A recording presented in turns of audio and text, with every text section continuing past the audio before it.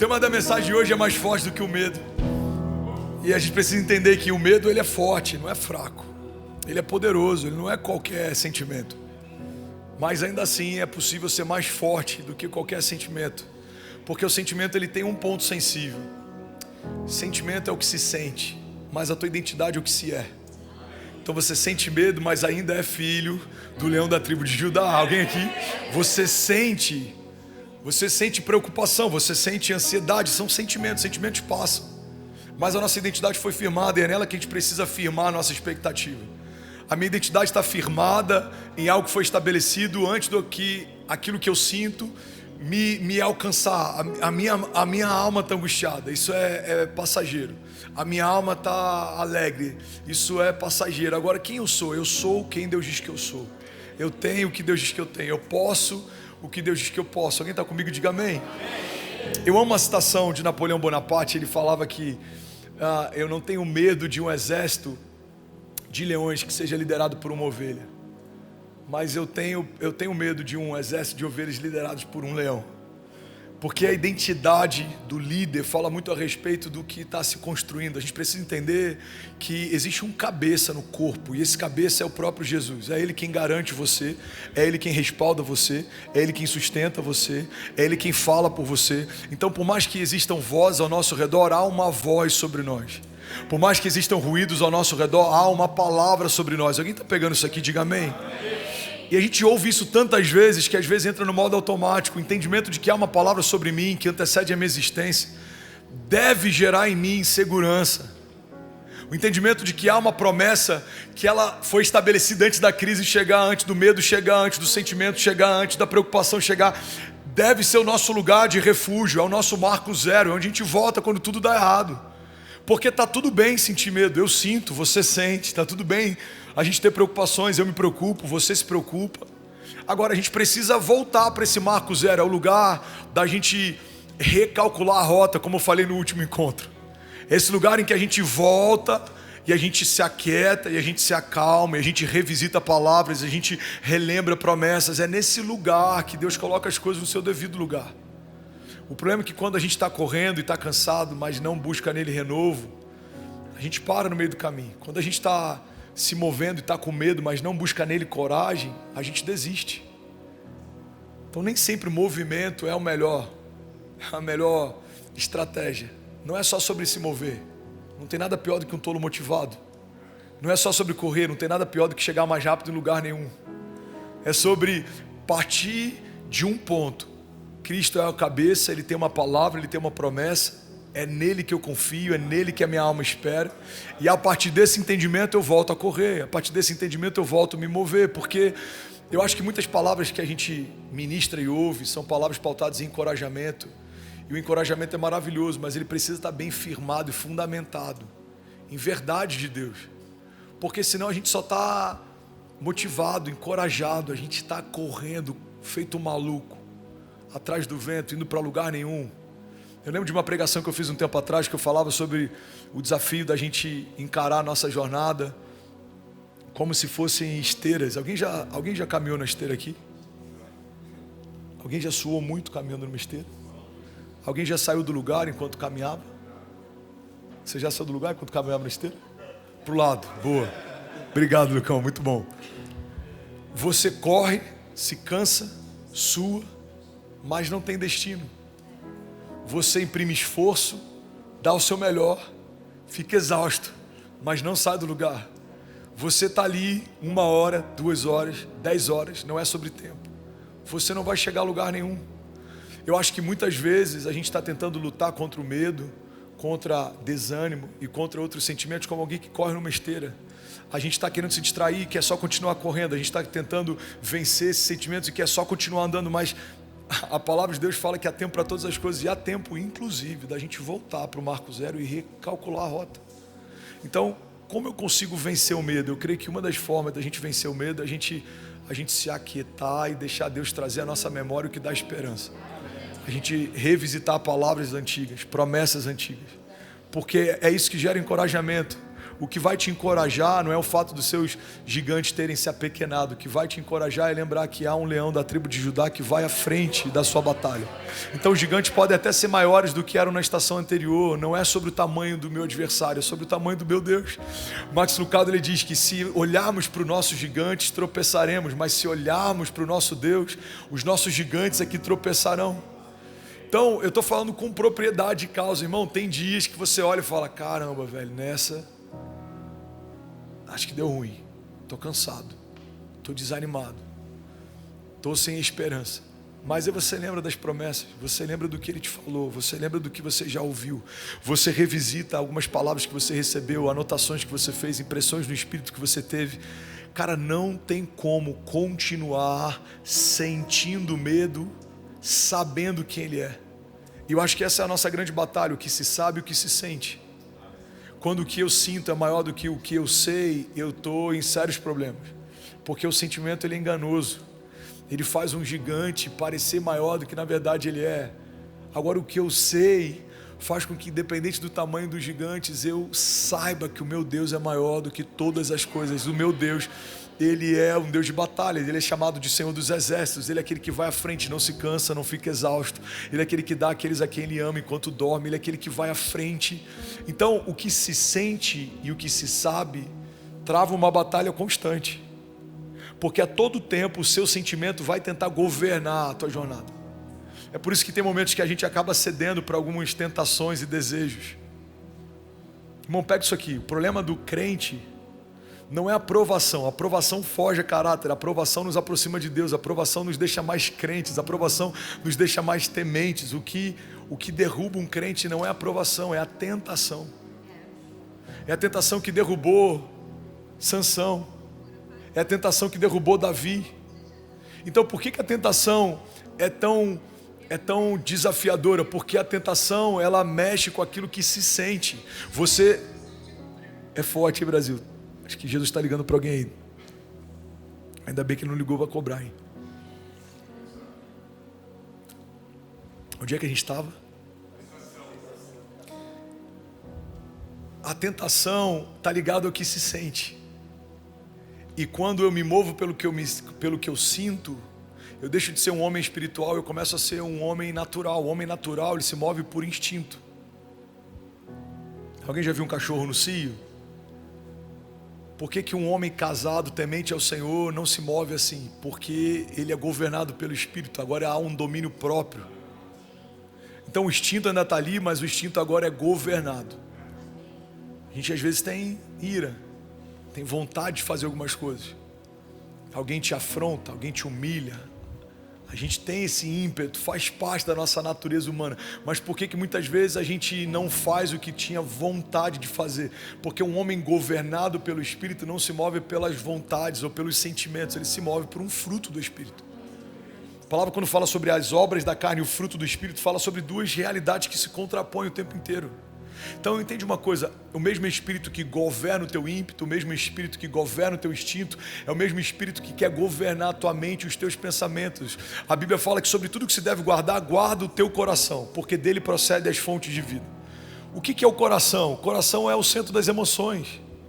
O coração é o quartel-general onde as decisões são tomadas. Se o meu coração é enganoso e ele assume o controle, eu vou me mover pelas minhas vontades, eu vou me mover pelos meus medos, eu vou me mover pelas minhas preocupações. Irmão, guarda isso aqui. O medo tem sido conselheiro para muita gente na hora de tomar decisões. A gente acessa o medo, acessa os amigos, acessa os conselhos da multidão, mas não acessa o nosso testemunho interior. Então, você está diante de um mar fechado. Qual o sentimento que Moisés tem? Medo. Natural. Agora, qual é a garantia que ele tem? Uma palavra. Pega o cajado e toca o mar. Eu vou abrir caminho. E ele pega o cajado e toca o mar. E o caminho se abre. Aí ele avança, agora os exércitos estão vindo contra eles. O próprio Deus que abriu o caminho, fecha o caminho. E aí eles veem os inimigos morrendo afogados. E agora tem fome. Não, olha para o céu, do céu vai vir pão. Agora eles têm sede. Não, toca na rocha, da rocha vai vir água. Irmão, você acha que Moisés não teve medo? Ele deve ter sentido medo em toda a jornada, em toda a travessia, em todo o tempo, durante os 40 anos. Mas acima do medo havia uma palavra. mais forte do que o medo, havia uma promessa. Então, o medo, ele é poderoso, não se engane. Ele já fez muitos heróis da fé fracassarem. Ele já fez muitos heróis da fé contemporâneos fracassarem. Ele pode fazer você abortar um sonho. Então não é sobre a gente subjugar o medo, mas é sobre a gente colocar as coisas no seu devido lugar. O medo tem uma porção, tem uma autoridade, tem um peso. Mas a promessa, mas a palavra, mas o caráter do Deus que me chamou, mas o poder daquele que opera tudo em todos, se sobrepõe ao medo. Eu amo uma citação do Bill Johnson que ele diz que a fé não é negligência dos problemas, mas é não dar aos problemas um lugar de influência na sua jornada. Então a coragem não é uma negligência ao medo, não é fingir que o medo não existe, mas é não se mover apesar do medo.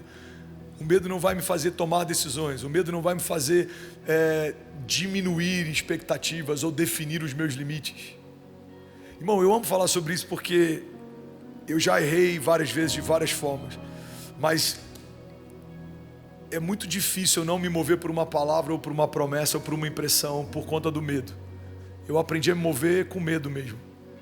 Eu aprendi a me mover mesmo que haja um frio na barriga.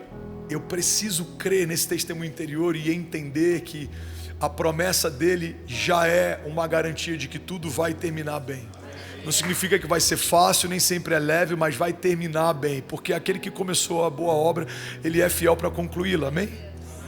Então, para pensar, tem momentos que a gente deixa o medo definir os nossos limites. Existe um Deus que definiu os limites do mar, o diálogo entre Deus e Jó. Existe um Deus que definiu os limites da terra. Existe um Deus que definiu os limites da gravidade. Existe um Deus que definiu todas as leis da física. Esse mesmo Deus definiu os meus limites, aonde começa a minha história e onde termina ela. Mas a gente em algum momento, sem perceber, dá acesso para que o medo ou outros sentimentos nos governem e nos limitem, nos definam. Irmão, você já foi definido. Já há uma definição sobre você. Você já foi estabelecido. Não há espaço na sala do trono de Deus para um diálogo a respeito da tua identidade. Ela já foi formada. A Bíblia diz que quando você era informe no ventre da mãe, ele já te via, já se relacionava com você. Ele já tinha relacionamento com você. Então, quando o mundo tenta nos deformar, o Evangelho vem para nos transformar, porque já há uma forma original. A palavra de Deus fala a respeito de uma mudança na mente, uma metanoia. Não vos conformeis. A Bíblia fala a respeito de uma transformação, de uma renovação. Ou seja, há uma forma original, o pecado trouxe uma deformação, mas o Evangelho traz uma transformação. Você foi trazido de volta para a forma. E qual é essa forma, esse formato, esse design? Você foi feito imagem e semelhança do Criador. É o inferno que treme quando você se posiciona. É o inferno que treme quando você entende. É o inferno que treme quando você se move, não o contrário. Mas eu estou ministrando para você, ministrando para mim. Tem muitos momentos que a gente esquece quem é, e por esquecer quem é, esquece o que carrega, e por esquecer o que carrega, a gente tem medo do futuro. Futuro é um termo, é uma palavra, é uma verdade, é um princípio que deve encorajar os cristãos e não amedrontá-los. Quando a palavra futuro é citado, você fica... É porque esse termo em inglês é muito bom, excited, você fica, em português a tradução fica muito ruim. Você fica empolgado, você fica animado, ou você fica preocupado, angustiado. Se tem algo que o cristão deveria manejar bem, a ponto de liderar em qualquer momento, é o futuro. O mundo deveria olhar para a gente e falar assim: olha, eu até discordo de algumas coisas no culto à linguagem, a roupa, as músicas, mas uma coisa a gente tem que reconhecer. Ninguém lida com o futuro como o povo de Deus. A palavra de Deus diz que a mulher sábia, ela olha para o futuro e sorri. A mulher de Provérbios, ela olha para o futuro e sorri. A palavra fala que nós recebemos uma unção profética. A partir desse desígnio profético, o que a gente faz? Liga e desliga, irmão. Ligar e desligar não é constatação de passado, é definição de futuro. Você está declarando: essa porta vai se fechar, essa janela vai se abrir, essa batalha vai cessar, esse milagre vai acontecer, esse romper está a caminho. Então não é constatação o homem natural faz. Você pega um cara que não crê em Deus e fala, como foi ano passado? Ele vai te dizer. Agora, você pega um cara que crê em Deus e pergunta como serão os próximos anos. Só ele pode falar. Porque ele carrega a palavra profética, ele liga e desliga. Ele estabelece, reivindica. Alguém comigo aqui? Então, aonde o medo trabalha, milita? No futuro, ninguém tem medo do passado, o passado já foi. Ninguém tem medo do presente, o presente está acontecendo. Agora entende isso, irmão. Assim como o medo só trabalha no futuro, a esperança, ela mora no futuro. Aonde está a minha esperança? A minha esperança está no Deus que fez os céus e a terra. A minha esperança está no cumprimento de cada promessa. A minha esperança está naquilo que o Senhor preparou, numa mesa preparada na presença dos inimigos, no livramento, no escape. A minha esperança está no cumprimento da promessa, na plenitude dela. A minha esperança está no braço forte do Senhor. A minha esperança está na voz que vem como o som de muitas águas e invade o meu lugar secreto e o meu lugar de medo e de crise e ressignifica todas as coisas. A minha esperança está no derramado do Espírito sobre toda a carne, no vento impetuoso que move coisas de lugar. A minha esperança está na moeda de ouro que vem da boca do peixe, que vai suprir toda necessidade, no caráter do Jeová Jireh, do Deus da provisão. A minha esperança está no toque do Jeová Rafa. Eu sei que se eu apenas tocar na orla das vestes dele, eu serei sarado. Não é uma esperança passada, é uma esperança futura. Eu sei que se eu tocar nas orlas das vestes dele, ou seja, haverá um encontro, haverá um toque, e ao toque haverá uma liberação, e haverá virtude, e haverá cura, e haverá testemunho, e haverá novidade de vida. Eu sei que mesmo que a multidão tente me calar enquanto eu grito, Jesus, filho de Davi, tem compaixão de mim, haverá misericórdia. Eu sei que eu só tenho 5 pães e 2 peixinhos, e é toda a minha porção, mas se eu entregar nas mãos certas, aquilo que seria o meu lanche alimentará uma geração, e uma geração após outra geração contará a respeito das grandiosidades dos feitos de Deus. Eu preciso trazer à memória aquilo que me dá esperança. Alguém comigo aqui, diga amém. Aleluia, aleluia, aleluia. Então o futuro habita, o medo habita no futuro, a esperança também. A promessa habita no futuro, a preocupação também. O que é uma preocupação? É estar ocupado de forma prévia com algo que ainda não aconteceu. Eu estou preocupado. E qual o problema de caminhar preocupado? É que diariamente você tem ocupações, batalhas, levantes. Então quando o levante de hoje te encontra, ele te encontra exausto porque você já está socando o vento, tentando lutar com o gigante de amanhã. A gente trata problemas que não são como se já fossem, e às vezes não consegue tratar milagres que não são como se já fossem. Então o gigante nem chegou, mas eu estou com medo dele chegar. A crise não chegou, mas eu estou com medo dela chegar. O problema não aconteceu, mas eu estou com medo dele acontecer. Não. Vamos tratar o que não é como se já fosse. Para o lado bom, a boa notícia ainda não chegou, mas vai chegar. O médico ainda não disse que teve cura, mas ele vai dizer. A porta ainda não se abriu, mas vai abrir. Alguém comigo aqui? A provisão não chegou, mas está a caminho. Ele não é homem para que minta, nem filho do homem para que se arrependa. Se ele disse que vai acontecer, no céu já aconteceu. Eu preciso crer nisso. E eu preciso descansar na certeza de que isso é uma verdade. Se não é só alegoria, fé não pode ser alegoria, irmão. Fé não pode ser alegoria. Não, eu acredito que vai acontecer. A gente vive dizendo para todo mundo que crê em milagres, mas faz de tudo para não depender de um. Eu me tornei viciado em me mover em estações que eu dependo de um milagre. E se ele não fizer? Se ele não fizer, eu fecho minha Bíblia, eu abro mão da minha jornada, eu vou fazer outra coisa, porque não dá para ser crente em Cristo Jesus, caminhar debaixo de uma palavra dele em temor, e não ter uma confiança de que está a caminho a minha resposta. Porque o Senhor conhece o nosso coração. Guarda isso aqui. A tua motivação fala mais do que as suas ações. Então eu prefiro errar com a motivação certa, porque o Senhor que conhece a pureza do meu coração recebe como oferta até o meu erro feito de forma ingênua, singela, do que quando eu faço algo com consciência de que não é o que Deus espera de mim, mas para todo mundo soa como puro. Irmão, o coração do homem é enganoso, mas Deus caminha nesse lugar. O coração do homem é terra que ninguém anda, mas Deus passeia nesse lugar. Então o que ele espera de mim? Eu creio que ele espera ver em mim o ímpeto de um filho corajoso debaixo de uma palavra. Mais do que alguém que fica falando que é zeloso, mas na verdade talvez seja só um medroso travestido de alguém, como é que eu vou dizer? De alguém. Tem muito, guarda isso aqui, irmão, tem muito religioso travestido de zeloso. Não é zeloso, ele só tem medo. Tem muito religioso travestido de prudente. Não é prudência, é medo. E às vezes os corajosos e ousados, eles são mal compreendidos porque erram mais, mas erram mais porque fazem mais. Erram mais porque fazem mais. Quantos homens devem ter aconselhado Neemias a não fazer o que fez? A maior parte deles, em nome de Deus, aconselhavam. Quantos aconselharam Jesus a não se entregar como se entregou o próprio Pedro, apóstolo de uma igreja primitiva? E quando fez isso, de que foi chamado? Satanás. Para trás de mim, Satanás.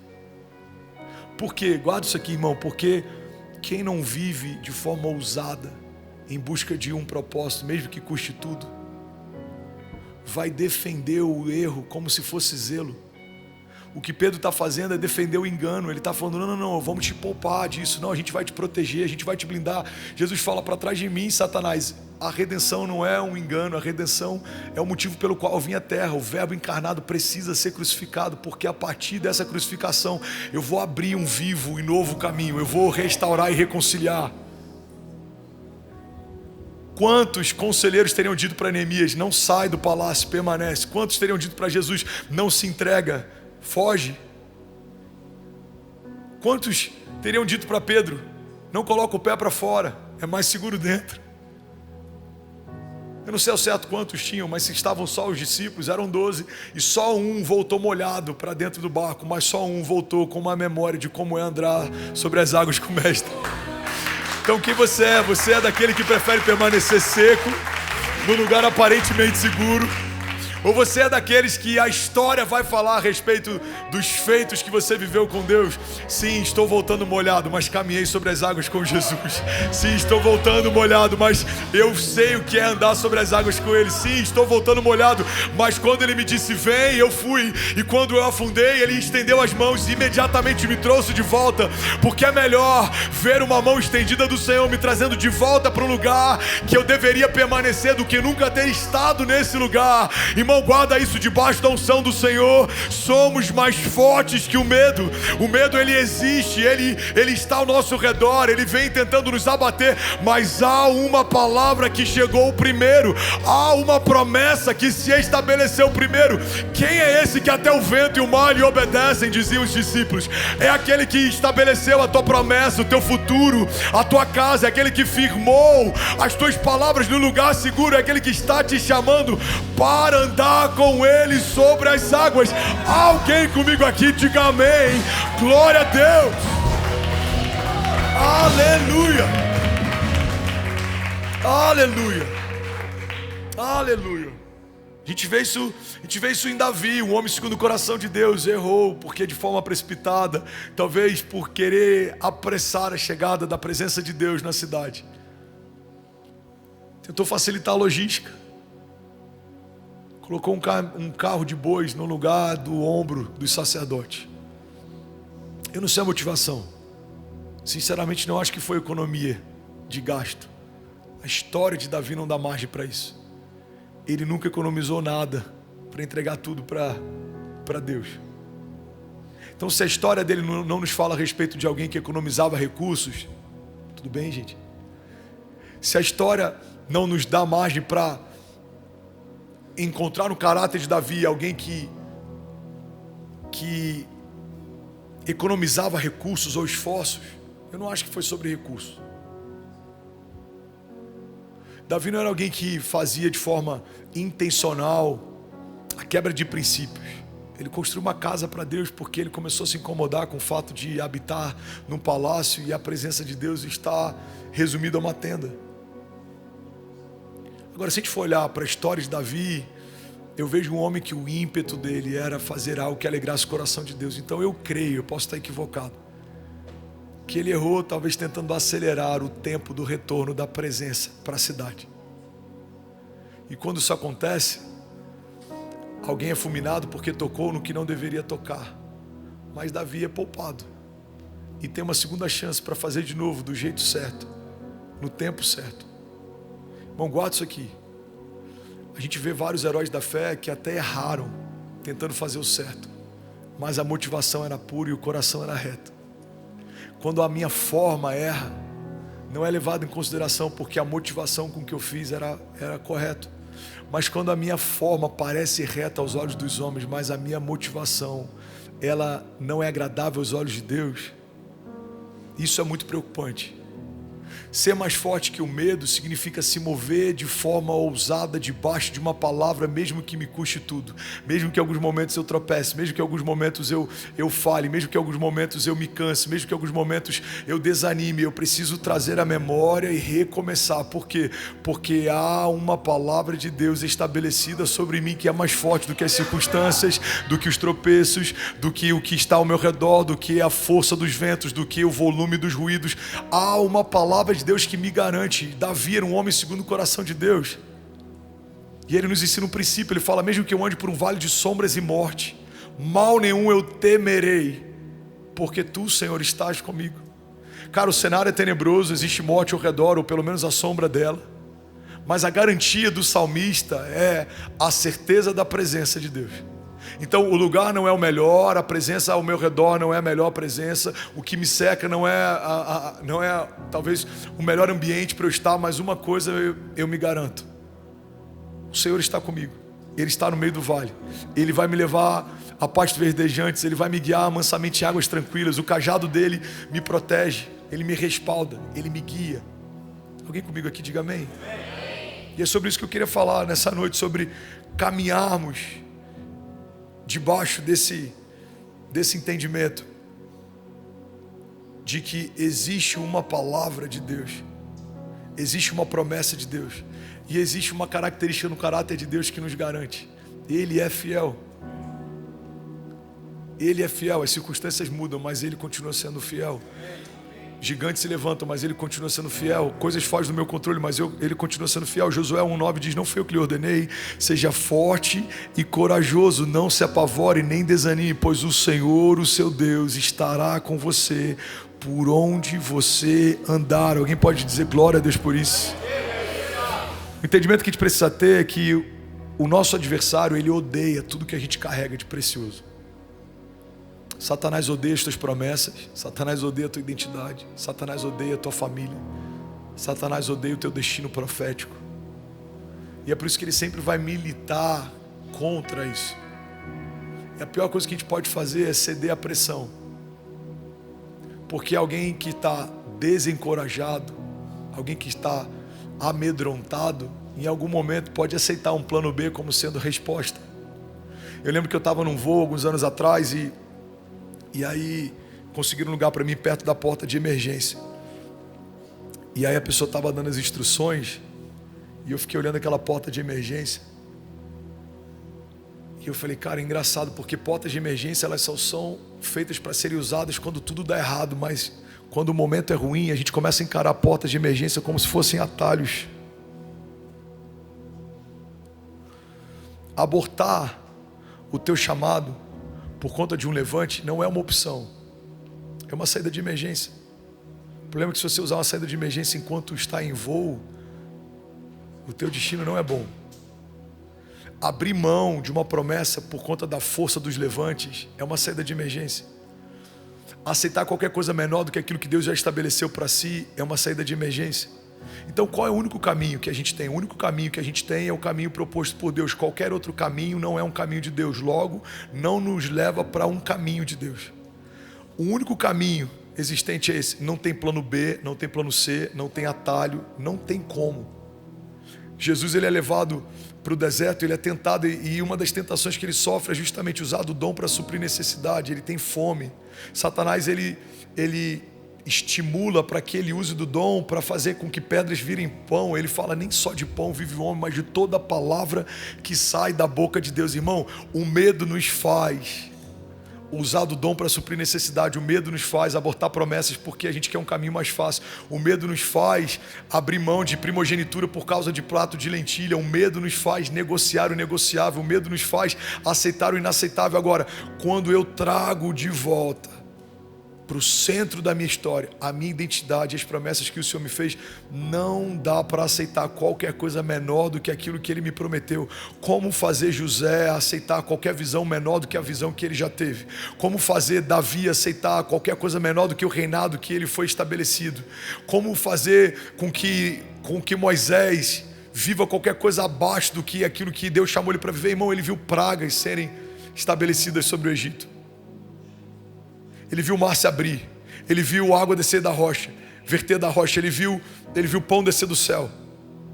Então, o que eu creio que o medo faz é nos levar para esse lugar de cansaço. E eu estou quase finalizando essa mensagem. O medo nem sempre quer que você aborte, mas o medo sempre vai te levar para um lugar de exaustão, que a exaustão pode te fazer abortar. O medo te leva para um lugar de cansaço, que o teu cansaço pode te fazer abortar. O medo quer te levar para um lugar em que você não tem mais forças, e é nesse lugar que muitas vezes a gente é tentado a abortar. Eu percebo que a maior parte das batalhas que eu enfrento são em torno do meu cansaço emocional. Porque a maior parte dos erros que a gente vê heróis da fé cometendo no passado, cometeram a partir de um cansaço. Davi, cansado, prefere permanecer do que batalhar. E nesse dia, nesse lugar, ele dá acesso a um pecado que manchou todo o teu legado. A gente vê o cansaço fazendo com que Abraão abra a mão da espera de uma promessa pura e gere um filho de uma precipitação. O cansaço ao longo da espera fez o pai da fé se precipitar. Irmão, pega isso aqui. O cansaço ao longo da batalha faz o homem segundo o coração de Deus pecar. Então não dá para eu e você acharmos que o cansaço em nós ele encontra imunidade. Não, a gente não é imune ao cansaço. Então eu creio que a maior parte dos medos que a nossa geração tem enfrentado é só um lugar que nos leva ao cansaço. Tem muita gente desanimada, tem muita gente cansada, tem muita gente prostrada, tem muita gente frustrada. E esse lugar é um lugar perigoso, porque é nesse lugar que a gente entrega os pontos, é nesse lugar que a gente abaixa a guarda, é nesse lugar que a gente desiste, é nesse lugar que a gente aborta. Alguém comigo? Tem muitas pessoas que você conheceu no início da tua jornada que abriram mão da jornada de fé. Não é porque elas amavam Jesus menos do que você ama. Talvez algumas delas até amavam mais. Mas elas não souberam lidar com o cansaço. Elas não souberam lidar com a frustração, com a prostração, com a exaustão. Eu preguei no último encontro sobre resiliência. Eu acho que essa é uma zona de graça que a gente precisa desenvolver. A resiliência me faz permanecer de pé, mesmo que eu sinta medo. A resiliência me faz permanecer crendo, mesmo que tudo diga que não. A resiliência me faz permanecer meditando nas promessas, mesmo que toda hora chegue uma notícia ruim. A resiliência é quase como se fosse uma teimosia santa. Eu tô tão, como é que eu posso dizer? Decidido em permanecer confiando até que aconteça, que pode ser o que for, pode vir o que vier, pode ser quem for, eu permaneço guardando a esperança viva, eu permaneço confiando naquilo que o Senhor me mostrou, porque tudo que está ao meu redor pode passar, mas as palavras do Senhor, elas não passarão. Então eu creio que nesse lugar a gente recebe renovo, é nesse lugar que a gente recebe vida, é nesse lugar que flui vitalidade. Você só precisa permanecer um pouco mais, confiar um pouco mais, caminhar um pouco mais, você só precisa meditar um pouco mais, você só precisa se cercar um pouco mais de amigos, você só precisa meditar um pouco mais na palavra, porque quando o cansaço vai, a esperança brota como renovo. É como um broto que ele volta a florescer no meio de uma árvore podada. Não sei se você já me ouviu falando sobre isso, mas O termo renovo vem de rebento. Rebento é aquela folha, aquele galho que insistentemente volta a brotar num lugar que foi cortado. Se você andar pelo rancho aqui, você vai ver alguns lugares que a gente podou, e você vai ver galhos cortados. E no meio daquele galho começa a surgir um broto. Esse broto significa rebento, e esse rebento significa renovo. O renovo de Deus não é necessariamente Deus fazendo algo novo no lugar novo. O renovo de Deus muitas vezes é Deus fazendo algo novo no lugar ferido. É Deus fazendo algo novo no lugar cansado. É Deus fazendo algo novo no lugar quebrado. É Deus fazendo algo novo no lugar que todo mundo dizia não tem como mais vir vida daí. É nesse lugar que o novo de Deus surge, ressurge. Ele não pede licença, ele não pergunta se dá para acontecer, ele simplesmente acontece. É como uma criança gerada num ventre estéril. É como aquele broto que a gente vê surgindo no meio do asfalto. Alguém já viu uma planta surgindo no meio do asfalto?